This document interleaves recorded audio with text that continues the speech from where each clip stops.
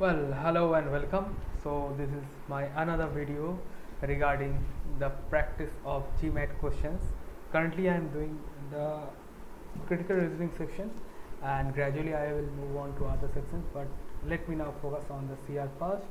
Up till now I have completed till 730.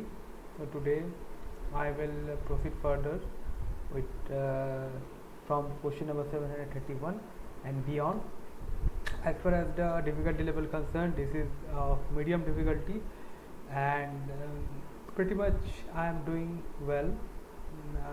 I hope this streak continues further. So let's start with the question number 731. Let me on switch on the timer. Yeah. A prominent investor who holds a large stake in cotton tool company has recently claimed that the company is mismanaged, citing as evidence the company's failure to slow down production in response to a recent rise in inventory. Okay, it is doubtful whether an investor's sniping at management can ever be anything other than counterproductive, but in this case it is clearly not justified. It is true that an increased inventory of finished product often indicates that the production is outstripping demand, but in Barton's case, it indicates no such thing. Rather, the increase in inventory is entirely attributable to products that have already been assigned to orders received from customers. Okay, in the argument given, the two goldfish have the following roles. Let me read it once again for clarity. A prominent investor who holds a large stake in cotton tool has recently claimed that the company is mismanaged, citing as evidence the company's failure to slow down production in response to recent rise in finished product. So it did not slow down its production despite the rise in inventory of finished product.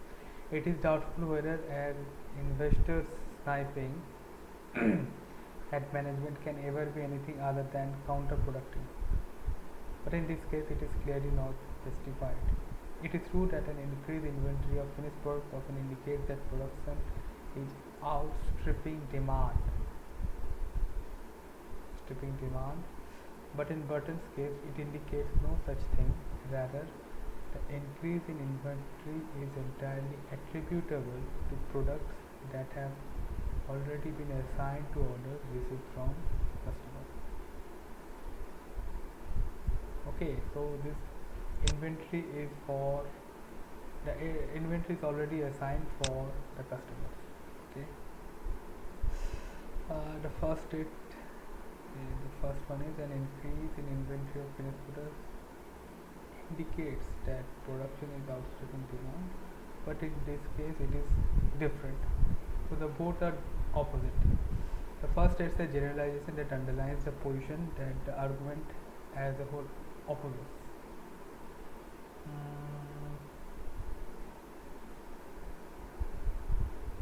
Okay.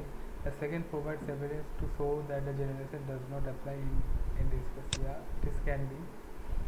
The first states a generalization that underlines the position that the argument as a whole opposes. The second clarifies the meaning of a specific phrase as it is used in the generalization.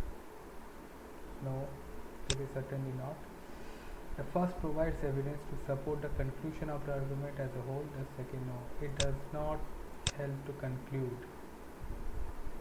It does not support the conclusion. The second is evidence that has been used to support the position that the argument as a whole opposes. Okay.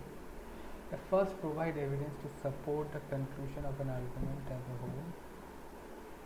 The second states the conclusion. No, the conclusion is different.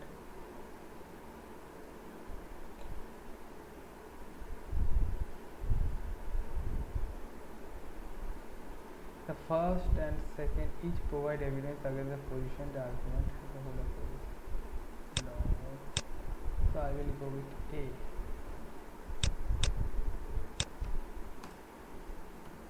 Answer. Okay, let's move on to 732. To reduce productivity losses from employees falling in sick corporates implemented a new policy requiring employees to come into work unless they were so sick that they had to go to doctor. But a year after the policy was implemented, a study found corporation its overall productivity losses due to reported employee illness has increased. Which one out of following is true would best explain why the policy produced the reverse of its intended effect? Okay, to reduce productivity losses from employees falling in sick. Okay, come to work. Yes. After the policy was implemented, employees more frequently went to the doctor when they felt sick. Yeah, this can be. Before the policy was implemented, employees who were not sick at all often called in sick. So this is out of context. So this is not helping in any way to answer the question. Employees coming into work when sick often infect many others for work. This can be. Usually few employees became genuinely sick during the year after the policy was implemented. So that doesn't mean the productivity will decrease. So this is out of context. There are many other factors besides employee index that can adversely affect the productivity. Yeah, this can also be. So three potential answers. Which one of the following is true? Best explain why the policy produced reverse.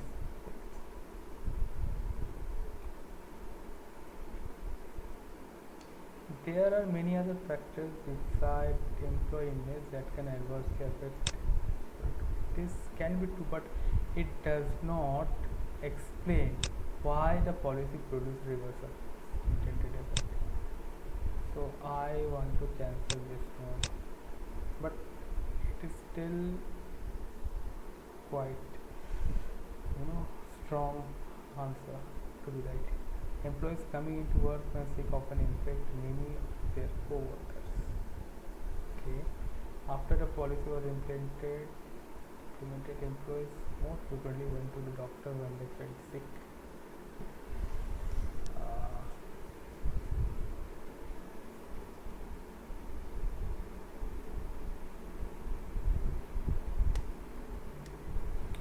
So here they said the productivity loss due to the reported employee illness had increased. So this is clearly out. Employees coming into work and sick often infect many of the co-workers, or after the policy was implemented, employees more frequently going to the doctor when they felt sick.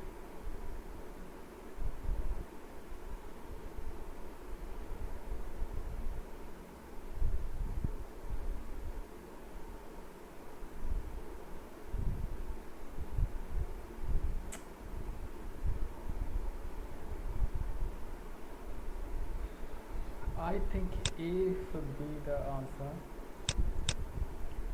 Reason being, it was after the policy that was implemented, employees went to the doctor when they felt sick. In this way, the productivity as a whole decreased. Even though option C is also a good point. Employees coming into work when they are sick, they may unknowingly infect others, but that doesn't mean that how is it related to productivity? That is not clear here. If they are sick, that means they are not productive or less productive. There is no proper metric to understand that. Therefore, I am opting for A for this also. Moving forward to 733. Advertising by mail has become much less effective with fewer consumers responding because consumers are increasingly overwhelmed by the sheer amount of junk mail they receive. Most discuss almost all offers without considering them. Thus, an effective way for corporations to improve response rates would be to more carefully target the individuals to whom they are mail advertising, thereby cutting down on the amount of junk mail each consumer receives. Okay. So the first point is advertising by mail has become less effective. This is first point. Why? Because fewer consumers are responding.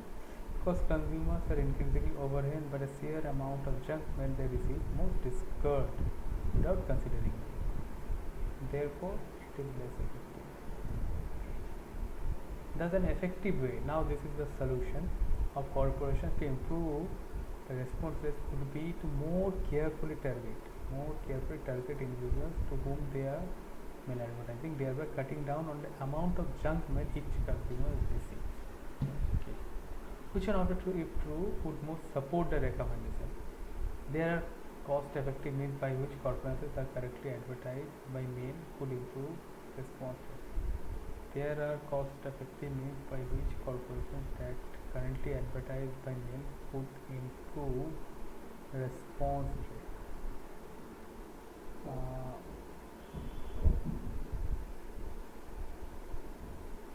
This can be, I'm not totally agreeing with the fact, but still it's in the run. Many successful corporations are already carefully targeting individuals to whom they mail advertising. Okay, this is also open. Any consumer who immediately after receiving an advertisement by mail merely glances at it, it is likely to discard it. So this is weakening. Improvements in the quality of advertising material used in the mail that is carefully targeted to individuals can improve the response rate of such. Yeah, this can be. Response rates to carefully targeted advertisements by mail are considerably higher on average than responses to most other forms of advertising.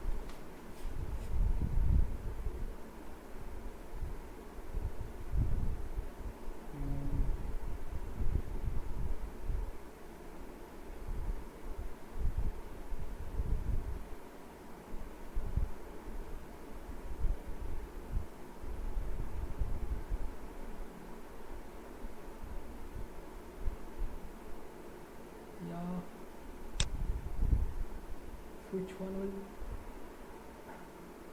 support the recommendation among these four? Response rates to carefully, if someone says that responses to carefully targeted advertisement by mail are considerably higher on average than responses than to most other forms of advertising. Yeah, this can be a proper answer. Improvements in the quality of advertising materials used in mail that is carefully targeted to. See, this one is out. Why? Improvements in the quality they have said. So here nothing about the quality has been mentioned, so it is off topic. And they are saying that used in material that is carefully targeted to you. So they are considering that it is already carefully targeted, and for that, if we improve the quality, they can improve the response rate. So I am opting this out. There are cost-effective means by which corporations that currently advertise by mail could improve response. This is out of topic. In fact, this is weakening the recommendation. Many successful corporations are already carefully targeting the individuals to whom they are advertising. Many successful corporations. The successful corporation doesn't mean they are successfully getting response to mail advertising. So there is no Q, therefore it is also out. I am going for E.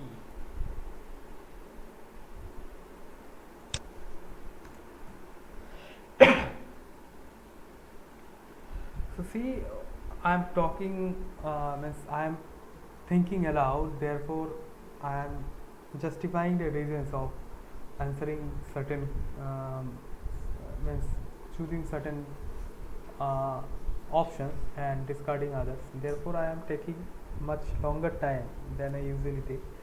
So in the next, in the next questions, I will try to avoid this just to see how I improve upon my amount of timing I am devoting per question. Okay, 7:34.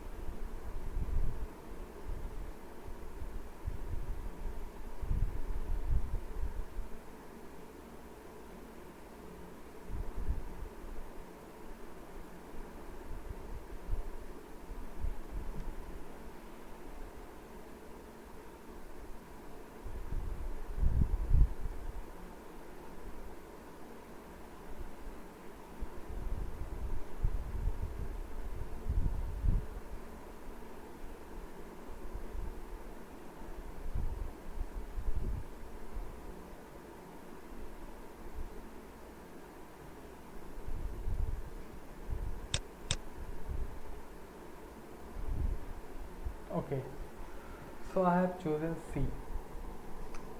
Uh, Now, the reason for eliminating the answer. See, the question is petrochemical industry officials have said that the extreme pressure exerted on the plant managers during the last 5 years to improve the profits by cost cutting has done nothing for the plant's ability to operate safely. But environmentalists contend to the fact that this recent rash of serious oil spills and accidents at petrochemical plants is due to the cost cutting measures. So, which one of the following is true would provide the strongest support for the position held by industry officials? Well, let me go through the options. A, it said the petrochemical industry benefits if accidents do not occur, since accidents involve risks of employee injury as well as loss of equipment and product. So it is saying that uh, petrochemical industry actually do not benefit if accidents uh, occur. So they will always try to avoid. Correct. So since accidents involve risk of employee injury as well as loss of equipment and product, therefore the industry will benefit if accident do not occur. But this option do not support properly that there is any lack in the safety. See, the industry officer have said has nothing to do to impair the industry's ability to operate safely. But here no point is clear that it is helping or not helping. It is a point. It has raised a point. Number B, petrochemical industry unions recently demanded that additional money be spent on safety and environmental protection measures, but the unions readily abandoned those demands in exchange for job security. This is out of context. I will go with D. Next, there is evidence that most damaging of the recent oil spill would have been prevented had cost-cutting measures not been instituted. This is again the statement, straight way out. Both the large fines and adverse publicity generated by most recent oil spill have prompted the petrochemical industry to increase the resources devoted to oil spill prevention. Both large fines and the adverse publicity generated by the most recent oil spill have prompted the petrochemical industry to increase the resources devoted to oil spill prevention. So there is nothing mentioned about the safety. So what remains is C. And the point itself is strong because it says despite major cutbacks in most areas of operation, the petrochemical industry has devoted more of its resources to environmental and safety measures in the last 5 years than in the preceding 5 years.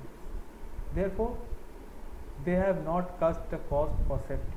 So this is in strongest support for the industry officers. Yeah. Let's move on to the next one, 735.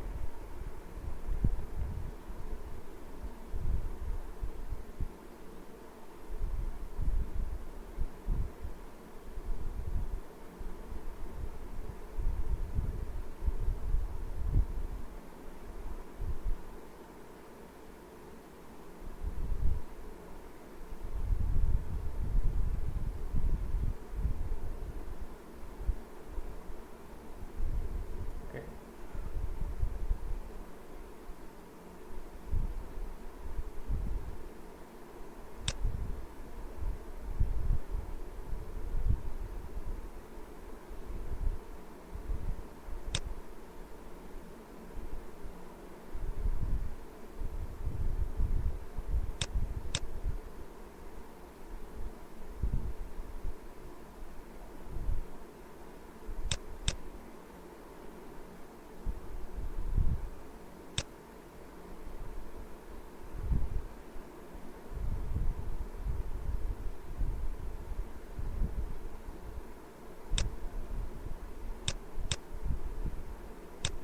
Correct. Okay.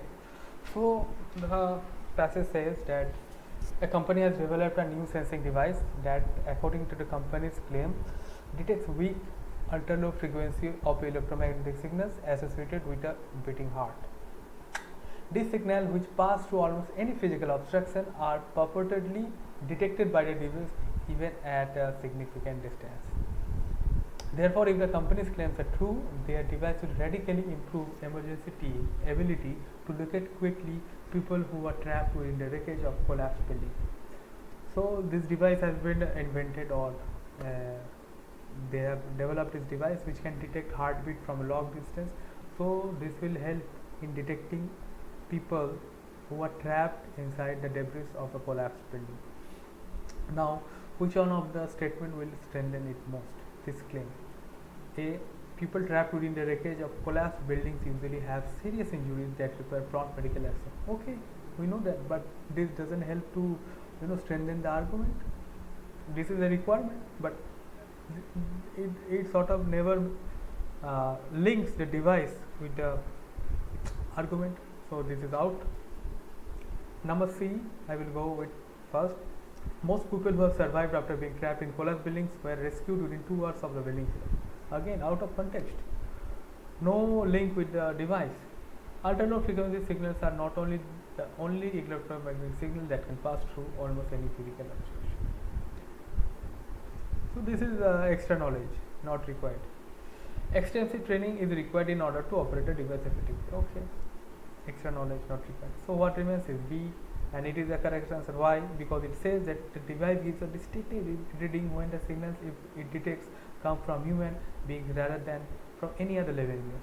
So it supports the argument. It also supports that the invention itself is a it's a major breakthrough in innovation, because it can detect the human heartbeat from other heartbeat. Therefore, the effectivity of the device increases. Okay. Let's move on to the next question. 736. Wait. I have to write the answer. 734. I gave it C. Okay, 735. It is B. 1, 2, 3, 4, 5. I have completed 5. Another 5 remaining. 736. Start. Yeah. Economics saying the price of tap water in our region should be raised drastically. Price of tap water. Supplies in local freshwater reservoirs have been declining for years because water is used faster than it can be replenished. Since price of tap water has been low, few users have bothered to adopt easy conservation methods. The boldface. Okay. The first is conclusion. Okay. So this is the argument.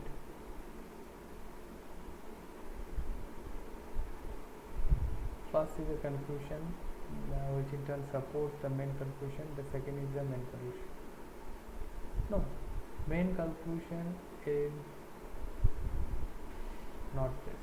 The first is an observation for which the second provides an explanation. The second is a main conclusion, but not the only conclusion. The first is a premise supporting the argument's main conclusion, so is the second.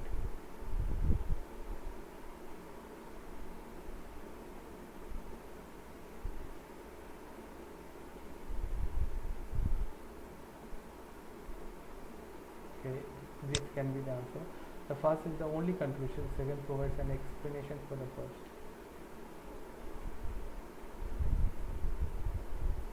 Now, the first is the main conclusion, the second is a concept for which support is provided and which in turn.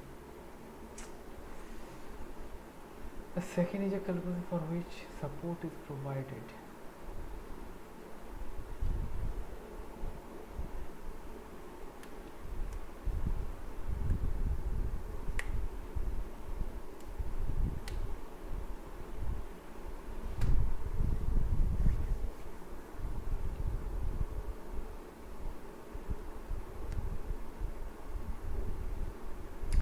See, the conclusion is that the price of tap water in our region should be raised drastically. So this is the conclusion. So all these things, the first is conclusion, it should not be there. This should not be there. This should not be there. Between B and C, the first is an observation for which the second provides an explanation. Supplies in local freshwater reservoirs had been declined. Okay, this can be observation. because water is being used faster than it can be replaced. Since the price of tap water has been low, few users have bothered to adopt EV conservation measures. The second is the main conclusion, but not the only conclusion. So, second is also not the conclusion. So, I will go with C. Okay. 737.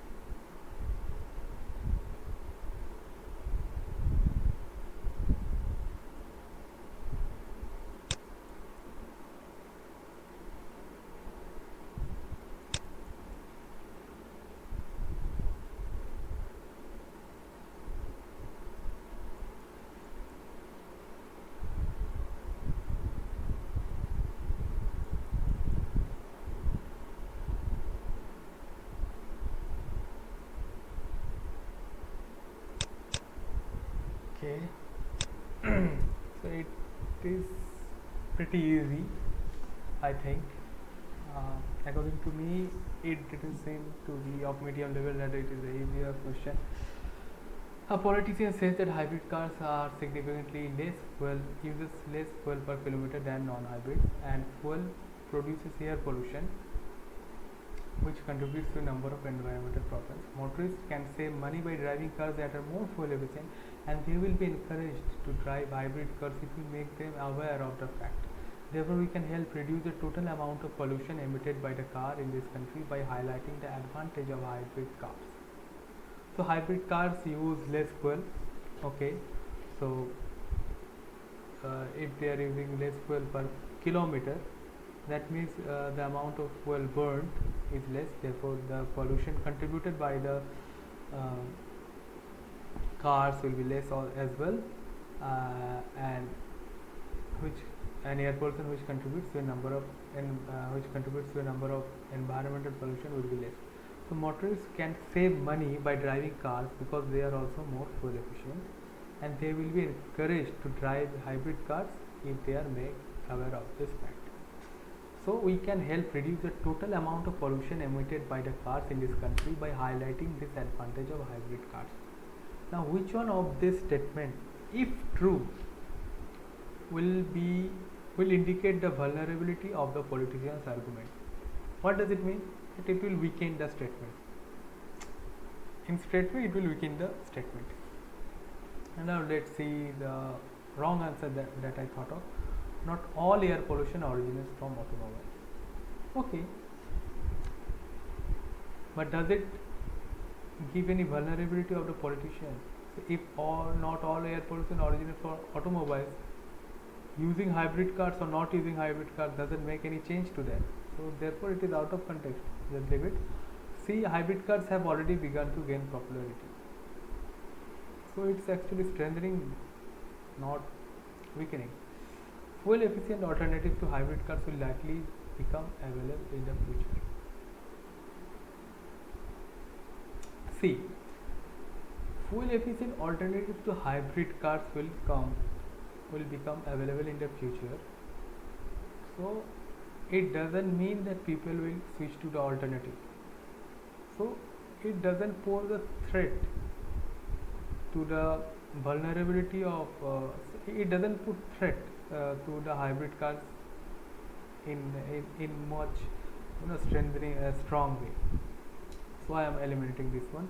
The future cost of gasoline and other fuel cannot be predicted with absolute precision or sensitivity. This is clearly out of context. So what's remaining is A, that is people with more fuel efficient cars typically drive more than they do with less fuel efficient car. If this is true, so the amount of driving increases, that means the fuel burnt will also increase. Even though it is efficient, it will increase. So I think this is the correct answer. But let's see when I will check the answers. May the reasoning I am giving it goes well, so that I get the correct answer.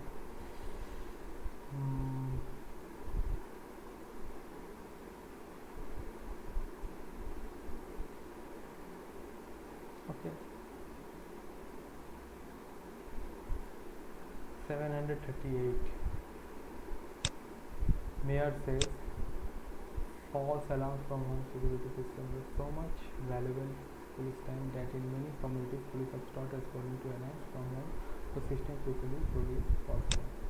This policy reduces wastage of police time but results in a loss of protection to some residents. To achieve a comparable reduction in wastage without reducing protection for residents, the council has enacted a measure to fine residents for repeated false alarms. Which one of the following, if true, cast the most doubt on whether the measure enacted by the council will achieve its goal? That means which one will weaken the statement. A fine is the amount planned by the council will not cover the expenses police typically incur when they respond to false alarm.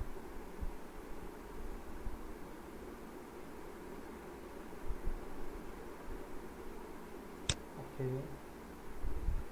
Home security systems are far less likely to be broken into than homes without security system.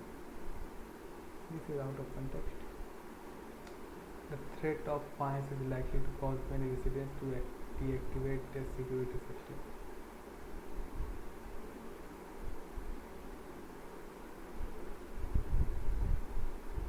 This is also not in line with the question asked. The number of home security systems is likely to increase dramatically over the next 5 years. Okay, it can increase, but nothing, no reason has been mentioned about the fine. Many home security systems have never produced false alarm. This is good. So we are left with A only. So I will go with A straight away. A fine is the amount planned but will not cover the expense typically incurred when they respond to false alarm. So the amount of fine should be increased. That's all it's saying. Moving on to 739. Excavation of the house of the 3rd century Kamarian officer revealed that he had served 4 magistrates, public officials who also administered the law over his 30-year public career in 4 provincial cities. However, given the Kamarian administrative system of the era, it is unclear whether he served them simultaneously as a travelling administrator living for a part of the year in which provincial capital, or else did so sequentially, leaving one magistrate after several years to join another. Which one of the following would be found in the excavation would most likely help reveal the pattern of the officer's administrative service? Okay. Maps and documents describing each of the 4 provincial capitals. Okay. Cassie of official documents related to work from early in his career. Okay. See, early in his career, no, so I can't tell about his whole career. It is out. A set of cups of a tie made only in the city of the first magistrate whom the officer is known to export. But it doesn't say about the others. Several pieces of furniture in the styles of 2 of the provincial capital cities. Heavy clothing appropriate only for the coldest of the 4 cities. Okay, let me read this again to get a clear picture. Excavation of the house of a 3rd century Kamarian official revealed that he had served 4 magistrates, public officials who administered the law over his 30-year public career in 4 provincial capital cities. However, given the Kamarian administrative system of that era, it is unclear whether he served them simultaneously or as a traveling administrator living for part of the year in each provincial capital, or else did he so sequentially, leaving one magistrate after several years to join another. So, how should we know the pattern? Is a cache of official documents related to work early in his career? So this doesn't say about the whole career, so it is out. A set of cuffs, a tie made only in the city of the first magistrate whom the official is known to have served, but it doesn't say about the other. Several pieces of furniture in the size of the two of the provincial capital cities. It doesn't say also. Having clothing. So A is the answer. Okay.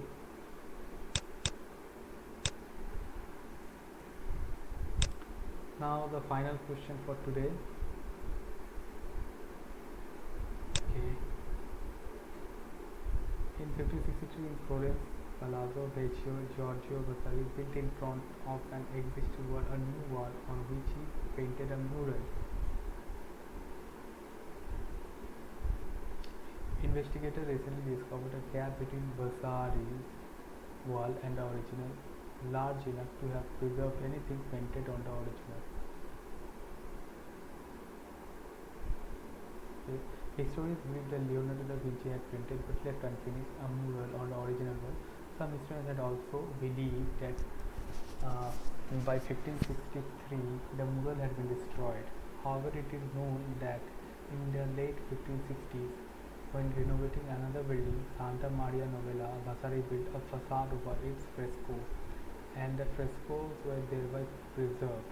Thus, Leonardo Palazzo Vecchio mural probably still exists behind Vasari's work.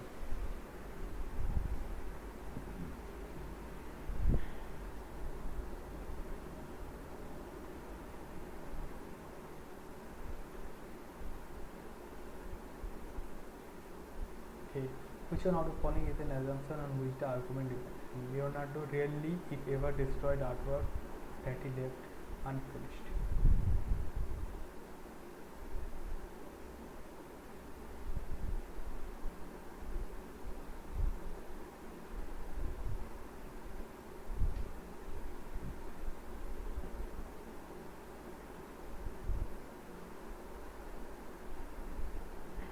Vasari was likely unaware that the mural in the Palazzo Vecchio had willingly been abandoned by Piero.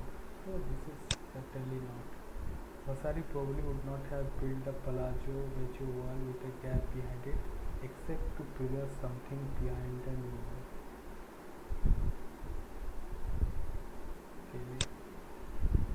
Leonardo could probably have completed the Palazzo Vecchio mural if he had the opportunity to do so. This is out of context. When Vasari preserved the frescoes of Santa Maria, he did so secretly.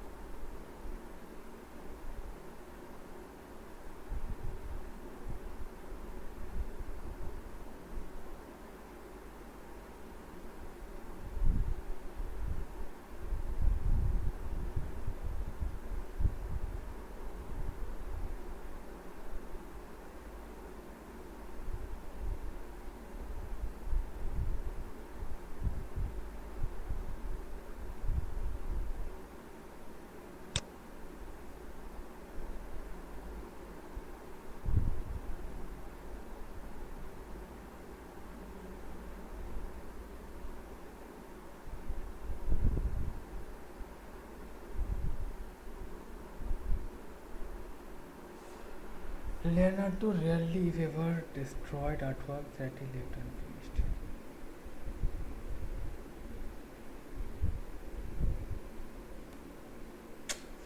Vasari probably would not have built a Palazzo Vecchio with a gap behind it except to preserve the.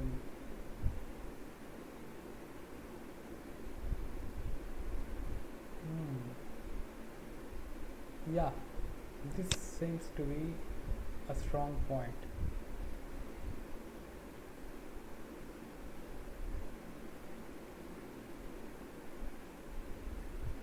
when Vasari preserved the frescoes of Santa Maria, he did so secretly. So, secretly or not, I don't. I will go with C because A is also a strong one because it says that he didn't destroy it.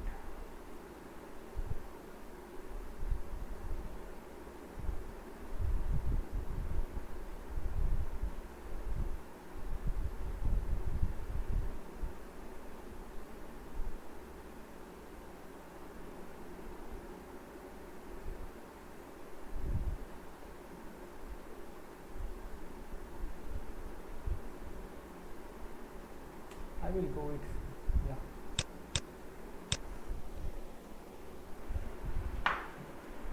Reasoning is pretty clear between these two, so we are unsure about whether he left it finished, destroyed or not.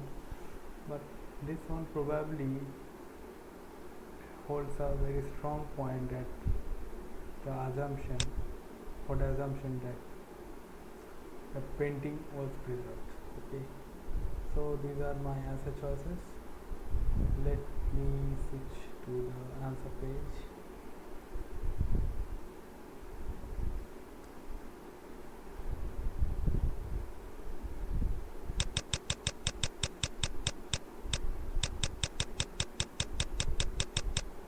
Okay, so I will start from 731 to 740. So the answers are A, C, E, A, C, E, C, B, C, C, B, C, C, B, C, A, C, B, C, A, C, B, C. Okay, so how many wrong? This one is wrong.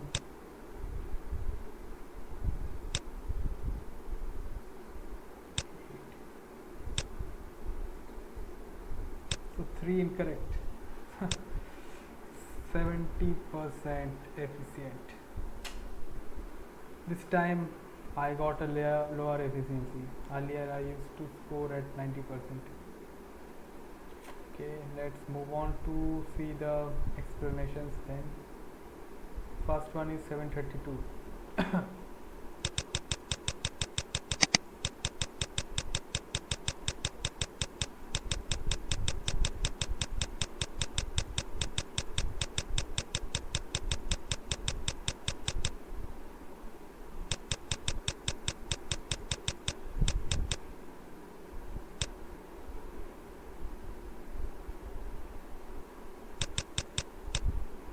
Yeah, 732. To reduce productivity loss. Okay, I thought this was the easy one. To reduce productivity losses from employees calling in sick, Corporation X implemented a new policy requiring employees to come into work unless they were so sick that they had to go to the doctor. But a year after the policy was implemented, a study found that Corporation X productivity losses. So, which of the following would best explain why the policy produced a reverse? So actually I opted for A, that is after the policy was implemented, employees more frequently went to the doctor and the therapist. Thereby the number of people decreased. It was my reasoning.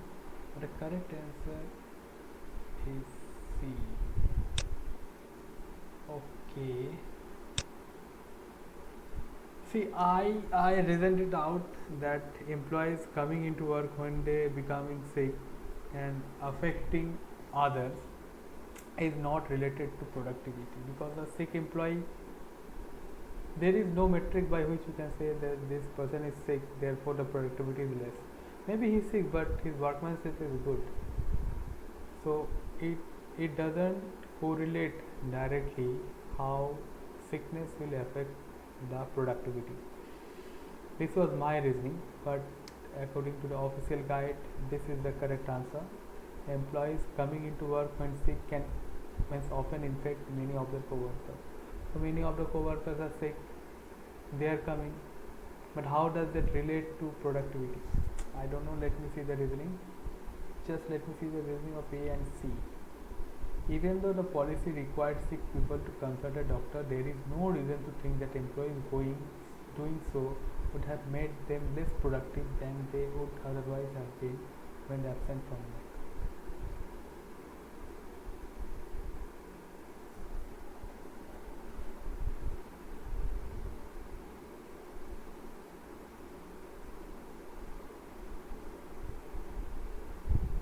Okay, so the reasoning is also correct. People going to the doctor doesn't mean that their productivity will be less. Going to the doctor, if they are sick, they will not come. If they are not sick, they will come.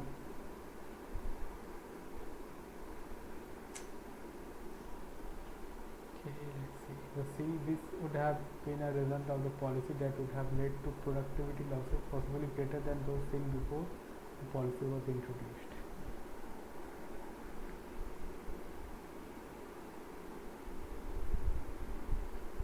After a company started requiring employees to come to work unless they were sick enough to have to go to doctor, the company's productivity losses.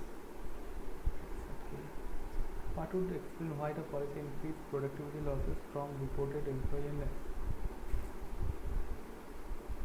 Any factor that could have plausibly caused the policy to increase employee absenteeism from reported illness or to reduce employees' productivity at work as a result of reported illness would explain why the policy increased productivity losses from reported illness. Any factor that would have plausibly caused the policy to increase employee absenteeism from reported illness or to reduce the employee's productivity at work as a result of reported illness. So the second point actually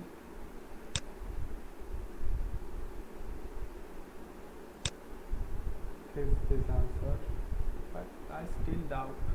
Okay, this is the reasoning they are given. This could have been a result of the policy that would have led to productivity losses possibly greater than those. Very laconic description. 738.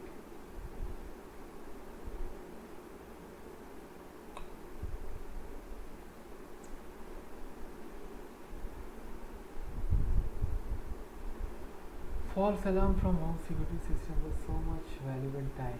See, I thought this was the easier one. I went for A. The threat of fines, the correct answer is C. The threat of fines is likely to cause many residents to deactivate security system. Which of the following, if true, casts the most doubt on whether the measure enacted by the council will achieve its goal?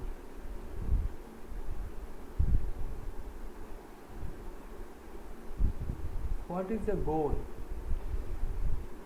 To achieve a comparable reduction in wastage without reducing protection of residents. Okay. So this is the point, correct? Without reducing the protection of residents. To achieve a comparable reduction in wastage without reducing protection of residents, the council has enacted a measure.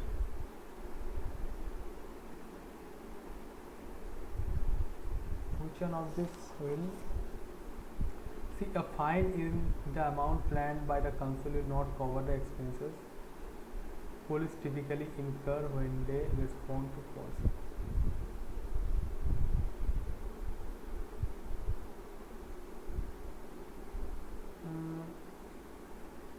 So actually this is going off topic, whether it will reduce the wastage. It is going off topic. Yeah, I made a mistake here. It is actually going off topic. Rather, I should have eliminated it because it doesn't speak about the wastage. Second, it doesn't speak about the security. So it's out. Yeah. Home security systems are far less likely to be broken into. So this is also correct. The number of home security systems is likely to increase dramatically over the next 5 years. It doesn't speak about the wastage. Many home security systems have they never produce fallout. Yeah. The C is actually remaining. What it says, the threat of fines is likely to cause more residents to deactivate their security system. So maybe this will go down, but this will also go down. We have to increase this one. So this actually casts the most doubt. Okay. So I think this reasoning is quite correct, but let me see the official answer. In many communities, police have been responding to false home security alarms, but have ceased to respond to alarms from homes that often have such false alarms.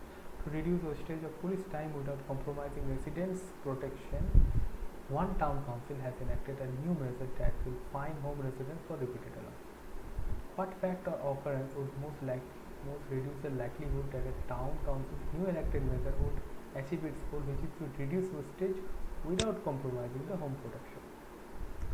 Note, the goal is not to eliminate all wastage of police time or pay all cost of it. Some random wastage is to be expected, but if many residents deactivated their security alarms because they wish to avoid being fined, this could reduce the level of protection. Okay, so the justification is quite right. Correct. If this occurred, it would have resulted in a lower level of home protection for some residents, which would mean the town council's measure would have failed to achieve its goal. A. The goal is to reduce wastage of fuel time resulting in false alarm security and not necessarily to cover up. I made a very big blunder. This I'm out on form today. 739. Excavation of house. Oh, I thought this was an easier one. I went with A, but the correct answer is B. See, I eliminated it because it is said that early in his career. So it doesn't say about his entire career. Let me see the explanation. Evidence from an excavation makes clear that a particular 3rd century Sumerian official, served 4 magistrates in 4 provincial capitals over his 30-year career. But it is unclear whether he served the magistrates simultaneously or sequentially or within a year in different periods of time. There were the 3 cases. What evidence, if were also found in the excavation, would most helpful in determining whether the officer served the magistrate simultaneously or sequentially? It would be helpful to find documents from throughout a magistrate's career indicating at what times he worked. That were large number, because this would likely to show whether he was working for just one magistrate or all 4. We already know that the official worked in each of the 4 capitals. The fact that maps and documents describing the capitals were at his house tells us nothing about whether he worked for magistrates in these capitals simultaneously or not. This is quite correct. Describing, and I made a very serious mistake. Yeah, definitely, shame on me. All 3 are bakwas options. I think so. They have also said mainly finding a setup cost only in one city tells us little, even if we knew when he acquired the set he did not have been working for magistrate for that city in the time acquired it. Perhaps he could be traced. All okay, this we are saying basically. Why this is correct? Presumably the work related documents would show whom he was working for at that time and for how long, and would provide evidence as to whether he was working for multiple magistrates or for just one. Okay, so I reasoned it out citing the fact that it is only said about early of his career, so it does not prove evidence about his entire career. But the beautiful reasoning has been said, given here, that even if it is early part of his career, if the documents provide that in the early part of his career also that he was working simultaneously, we know he was working simultaneously. And if the document says that he was working only in one place So that gives us a hint that he was working sequentially in the four magistrates. Okay, so I hope this is quite clear. But 732, I am quite not satisfied with the reasoning they have given.